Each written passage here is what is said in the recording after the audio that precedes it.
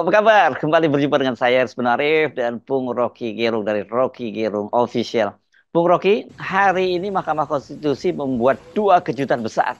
Pertama, soal skenario Presiden Jokowi memborong partai, dan yang kedua meloloskan anaknya Kaisang sebagai cagup atau cawagup itu dibikin berantakan oleh Mahkamah Konstitusi ya. Kita bahas dulu yang pertama ya, putusan nomor 60 yang memungkinkan ini keputusannya itu meloloskan Anies menjadi calon gubernur Jakarta dan PDIP. Tapi jadi tidaknya Anies itu ya tergantung pada PDIP.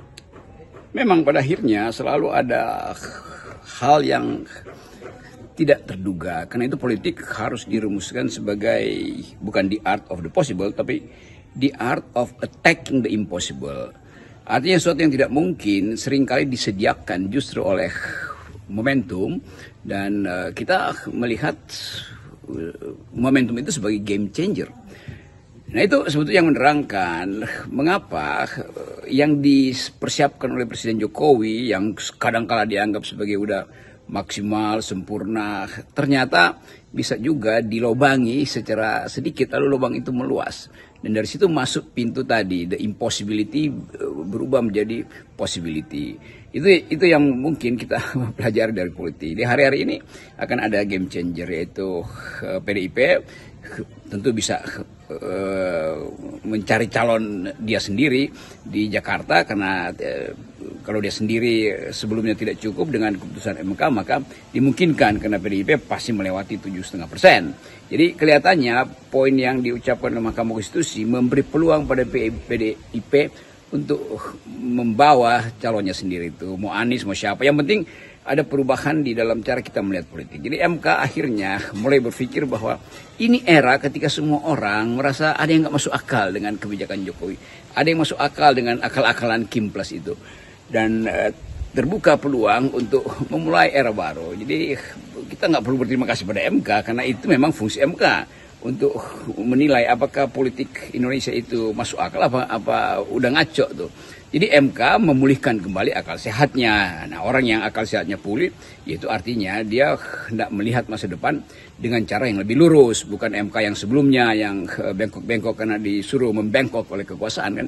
Jadi poin kita atau poin saya selalu adalah melihat Jakarta atau menganalisis dengan perspektif apa yang sebetulnya sedang dipersiapkan oleh akal sehat yang selama ini terbelenggu dan sekarang dia meledak mencuat menjadi posisi pemenang di dalam pertandingan politik. Itu juga yang harus dipastikan bahwa kalau Jokowi mau bikin pesawat terbang itu jangan sayap yang sudah fix, yang nggak bisa lagi bergerak, tuh pakai sayap yang fleksibel sehingga dia bisa bermanuver di udara atau di landasan politik. Nah sekarang Jokowi yang terdesak tuh karena keputusan MK itu meledek dia tuh bahwa yang dia persiapkan bisa dibatalkan sebetulnya oleh rasionalitas publik yang diucapkan dengan sangat bagus oleh Mahkamah Konstitusi.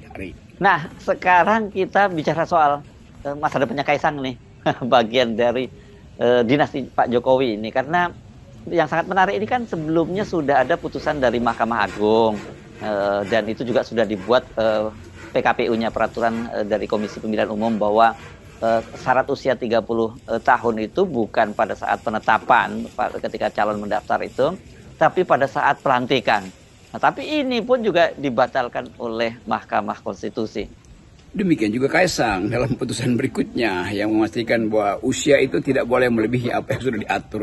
Jadi kalau belum 30 ya udah nggak perlu basa-basi ikut keputusan KPU atau masih memperhatikan keputusan Mahkamah Agung. Jadi prinsipnya sebagai the guardian of the Constitution, MK itu membaca sejarah politik demokrasi, mengetahui asal-usul dari sebuah pasal yang jadi pedoman untuk pencalonan.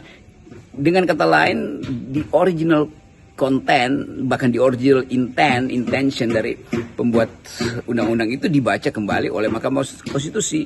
Jadi tafsirnya jelas bahwa Kaisang tidak boleh masuk dalam gelanggang dan Anies harus dimungkinkan masuk dalam gelanggang. Jadi keputusan MK itu bukan untuk meloloskan Anies dan membatalkan Kaisang, tapi mengembalikan akal sehat itu di dalam politik, itu aja dasarnya tuh. Jadi nggak usah ada semacam upaya untuk memeriksa apakah MK diarahkan oleh oposisi, apakah MK itu dibujuk oleh Amerika, apakah MK itu punya maksud-maksud untuk memburukkan Jokowi. Bukan, MK itu balik pada prinsip dasarnya, the guardian of the constitution, the value of the constitution dibuat kembali bercahaya oleh Mahkamah Konstitusi. Nah, ini kita perlu ingatkan bahwa selalu di ujung otoriterisme ada aja cahaya kecil muncul dari lembaga-lembaga yang sedang dikendalikan oleh sang otoriter.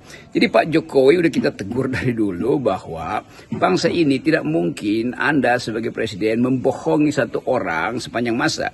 Tidak mungkin Anda Anda bisa membohongi satu orang sepanjang masa. Anda bisa membohongi semua orang di satu masa, tapi Anda tidak bisa membohongi semua orang di sepanjang masa. Itu dasar kenapa kita selalu optimis dan bergembira kalau lagi bikin analisa tentang Pak Jokowi. Pada dia akan termakan sendiri oleh ketidakmampuan dia membaca sejarah. Itu soalnya. Dan bagi mereka yang hari-hari ini tersudut karena nggak dapat partai atau belum dapat koalisi, bergembiralah karena Anda dipulihkan hak Anda untuk memulai manuver baru. Masih ada 5-6 hari untuk melakukan itu, dan saya kira memang momentum itu diingat oleh MK bahwa di dalam 5-6 hari ini demokrasi mesti dipulihkan. Jadi akal sehat publik akhirnya menang, itu dasarnya tuh. Seluruh lembaga survei akhirnya jadi mainan politik aja, nggak ada poin bagi mereka untuk menyebutkan ini elektabilitasnya tinggi, ini rendah, karena orang yang elektabilitas tinggi pun nggak bisa dapat partai kok. Jadi kelihatannya itu maksud dan tujuan baik dari keputusan Mahkamah Konstitusi. Nah, ini penting nih yang pasti ditunggu-tunggu, prediksi Anda, Bung Rocky. Putusan Mahkamah Konstitusi ini kan bisa memberantakan koalisi Kim Plus gitu ya, yang terjadi di berbagai daerah. Jakarta kita tidak tahu ya, tapi di daerah-daerah yang sekarang belum deklarasi mungkin juga berubah formasinya ini. Oke, kalau kita balik kepada semacam tukar tambah, pasti ada tukar tambah lagi itu. Dan kita bisa bayangkan apa yang akan ditukar tambahkan oleh Jokowi pada partai-partai Kim Plus ini kan. Kim Plus juga akhirnya berantakan, mereka masih susun sendiri, dan mungkin juga banyak cagup, calon bupati atau calon wali kota yang udah nyetor ke partai-partai, mereka mau tarik lagi dananya kan. Karena sebetulnya ini adalah start baru, garis start baru tuh. Setoran-setoran ya batalin aja kan, karena setoran kan didasarkan pada keputusan sebelumnya bahwa mesti ada koalisi, dan MK membatalkan itu. Jadi MK membuyarkan money politik sebetulnya tuh. Itu intinya yang selalu kita katakan bahwa kemampuan menganalisis itu bisa mendahului headline yang sengaja direkayasa oleh istana. Bahwa seolah-olah si ini yang udah pasti menang, ini nggak boleh menang, karena itu ada kotak kosong, ada calon independen. Semua itu halal aja dalam permainan politik, tetapi dia tidak halal kalau tidak dituntun oleh akal yang sehat. Gitu. Kan kita duga dari awal di FNN bahwa akan ada momentum lain tuh yang saya sebutkan, mungkin dalam 1 minggu ini akan ada momentum untuk memporak-porandakan desain kekuasaan, dan terjadi juga akhirnya tuh. Jadi bukan kita meramal, tapi kita mencoba menganalisis, membaca bagaimana mentalitas hakim-hakim itu di satu waktu kalau dia tidak pulihkan akal sehat demokrasi kita. Jadi hanya itu keterangannya kenapa sering dianggap bahwa di FNN ada pembisik yang mengetahui seluk-beluk pembuatan kebijakan, ada pembisik yang kasih informasi A1 pada Hersubeno atau pada Rocky Gerung. Bukan, kita hanya memanfaatkan kemampuan analisis berdasarkan ritme politik Jakarta, intuisi kita tentang watak politik Pak Jokowi, dan pengetahuan kita tentang sejarah demokrasi dalam perbandingan dengan negara-negara lain. Jadi selalu intinya akan ada politik yang tidak didalilkan melalui keputusan-keputusan formil. Yang informal itu justru yang sering kali masuk sebagai variabel baru. Nah, variabel baru itu diucapkan tadi oleh Mahkamah Konstitusi, dan variabel baru itu juga menjadi ide untuk memperbaharui keputusan-keputusan politik, termasuk keputusan Golkar, keputusan partai-partai besar di dalam menyusun strategi pemenangan di masing-masing wilayah pilkada. Jadi ada kesempatan baru bagi calon-calon untuk memulai lagi menyusun kembali strategi. Ini saya kira ya Bung Rocky ya bisa bikin kocok ulang ini di dalam koalisi ya. Karena seperti PKS misalnya di Jakarta ya pasti nyesel banget nih, karena di pemilu legislatif kemarin kan mereka memperoleh 16,7% ya di Jakarta ini, dan Total kursinya itu 18 kursi, tinggal kurang 4 kursi. Ya kalau sekarang lebih-lebih ini, PDIP saja yang cuma 15 kursi bisa, ya pasti PKS yang juga bisa karena PKS lebih tinggi dari PDIP gitu.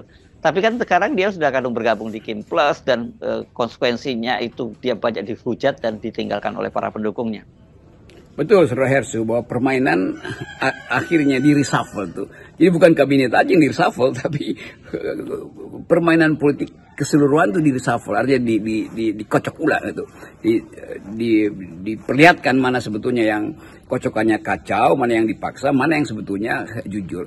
Jadi pengkocokan ulang ini dimaksudkan untuk meluruskan garis-garis politik yang dibengkokkan oleh Jokowi melalui aktivitas Kim Plus. Kita hanya bisa mengucapkan itu sambil memulai mendorong kembali politik yang transparan. Ini lagi liburan dan mahasiswa belum turun juga ke jalan. Orang bertanya kapan mesti turun ke jalan. Percaya pada saya bahwa suatu waktu mereka akan turun lagi. Karena mereka juga bagian dari energi politik.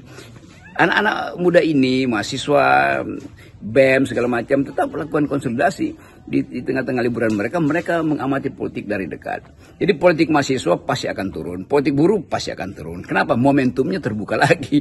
Jadi tidak ada yang bekus dalam politik. Politik selalu ada dalam kondisi in the making. Politik selalu ada dalam kondisi oscillating, bergetar. Nah, kita tunggu kapan momentum itu disempurnakan lagi oleh sejarah. Dan penyempurnaan sejarah itu bisa berakibat panjang.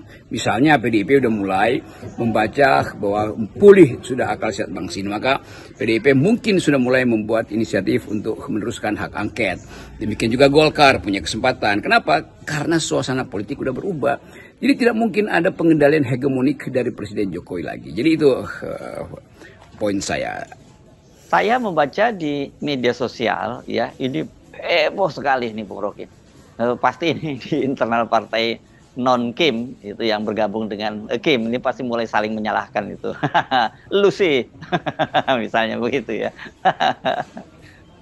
Ya, kita bisa bayangkan bahwa partai-partai sekarang itu terutama Kim itu mulai mencari-cari di dalam bak media itu mana lalatnya sebetulnya kan, karena udah lapar mau makan tiba-tiba ada yang kasih tahu itu ada lalat di bakmimu. Jadi terjadi kepanikan di situ tuh. Demikian juga di partai-partai kecil justru bergembira tuh.